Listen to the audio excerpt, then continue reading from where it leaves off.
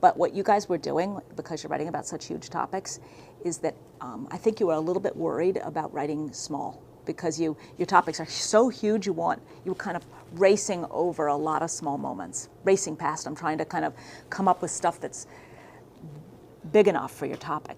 Okay, and remember that what I said to you is the bigger the topic, the smaller we need to write. We talked about that child who wrote about his cat who died, and he ended up writing about by talking about how he went into his sandbox, opened up the sandbox and found the footprints still left after his cat had died, right? And how his whole piece was just looking at those footprints and realizing that they too were going to wash away. Okay, and I remember yesterday I said to you, when you're writing about something really, really big, you need to write small. Okay? And today what I want to teach you is that I want to remind you, is that you're writing memoir. So ultimately, the story that you're writing is not about the event. The story is the person to whom the event happens. It's really common when you're writing about yourself to do what you guys are doing, which is you're leaving out just one person, and that's yourself. Max, when you're writing about your tree fort, your old clubhouse and the magnolia tree, you're not just writing about the clubhouse and the magnolia tree. You're writing about the boy who used to climb up into that magnolia tree, okay? And Adam, when you're writing about your big brother going off to college, you're not just writing about your big brother going off to college. You're also writing about the little brother who's left home, okay? Every one of you, you're really, in the end, you're not just writing about the events that happened to you, you're writing about you. So I want to give you a little bit of tips about how to make sure that you bring yourself out in the stories that you're writing, okay? And what a writer once said to me, he didn't really say it to me, I read it in a book, but sometimes when I read things in a book, it's like they're talking to me. Okay, what this writer said to me, he said to me, Lucy, he said, the words you write first are anybody's words. You have to make them your own.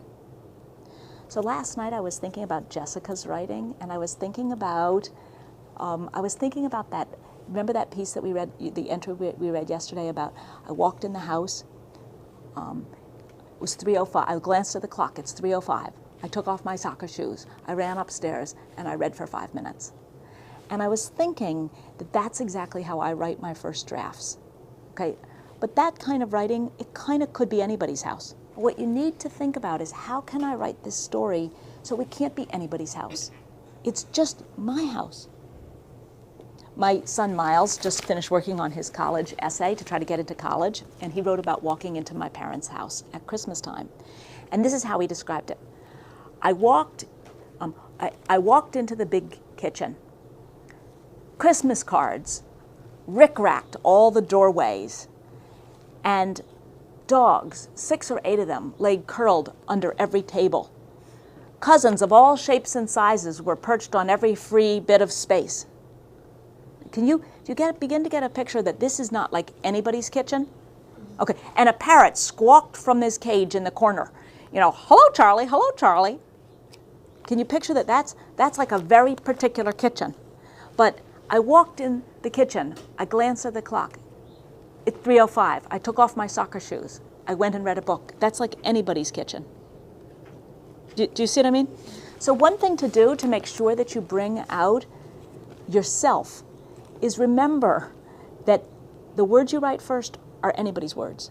And you can rewrite them to make them your words, right? To say, what is my kitchen like? What is my bedroom like? What's my clubhouse like, okay? Then the second thing is that that's true also for actions, that you can write actions and they can be anybody's actions, or you can write actions and they can be your actions, okay? So let's just say you said this. My dad and I walked over to the roller coaster. We bought a ticket and we got on it. Is that anybody's actions, or is that yours? It's anybody's, okay? Now I want you to look at the way Allie wrote the same thing. Because what I think she's done is she's written actions in a way that are not anybody's actions, but her actions. My brother dragged his feet, pulled my mom's hand. People filed out onto the sidewalk. The sun glowed on the water as it reached the horizon line. Allie, let's quick go upside down over there, my dad whispered into my ear. I peered over my shoulder at the ride. It looked really fun. It was a tunnel of twists and turns. No, not today.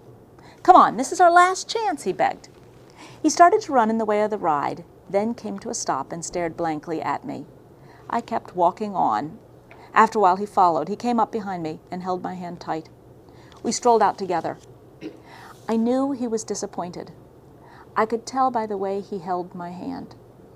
He held it in the way that said, "You're the only one I could go on a roller coaster with. Why don't you come?" He held it in a question sort of a way. It seemed as if he was unsure with me. Can I just stop there? Do you see how she wrote about it, and it's not anybody's ride on a roller coaster, anybody's walking over to the roller coaster, it's Allie's walking over to the roller coaster? Do you see that? So that's what I want to teach you today, is remember that you're not just writing about events. You're writing about the person to whom those events happen. And you can bring out the person if you remember to write not just what happened, but how it happened. Not just where it happened, but what the place is really like that reveals you. Okay? So right now, would you look at the piece that you wrote yesterday, and will you kind of look and see what that piece through that, look at the lens of who is the me that I brought out yesterday? Where am I in this entry? And how could I bring myself out more? Okay? And why don't you read it first just to yourself, and then turn and talk to a person beside you about what do you notice about the you that's in the piece, and what could you do to bring yourself out more? Okay, so read it quietly for a sec, and then I'll give you a time to talk.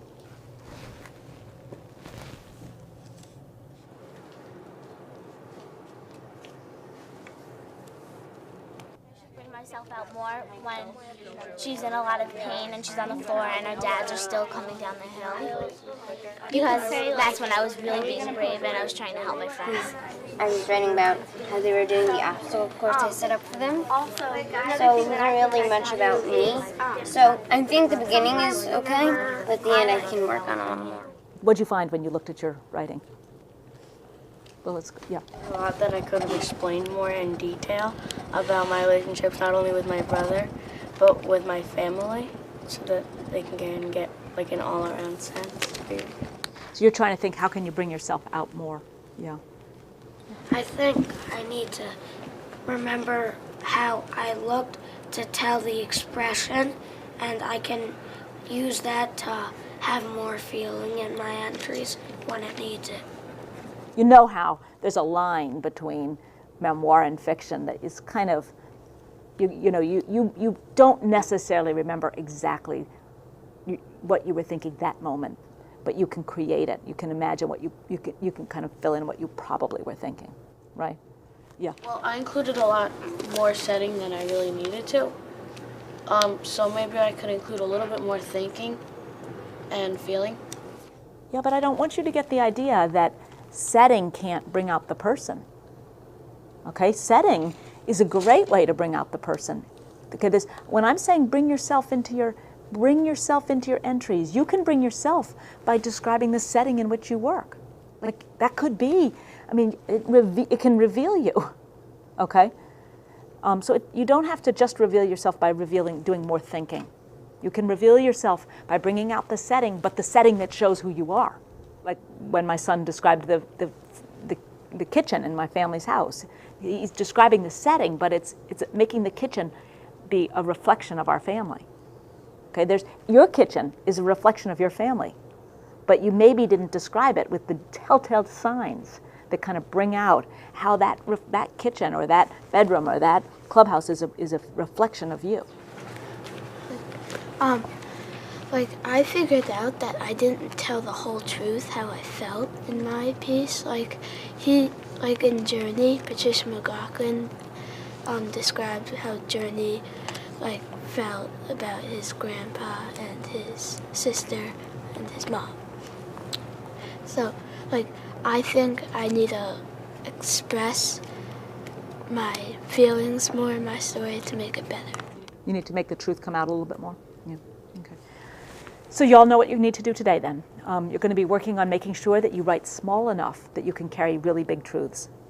Okay? You're going to be remembering that journey can be a touchstone text for you, and a lot of you will probably have that excerpt out on the table and be looking at it, studying it.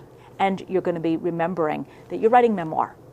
So this is not the story of an event. It's the story of the person to whom the event happens. And you have to look at it and say, who am I in this piece? What do I want people to learn about me by reading this? And are they learning it?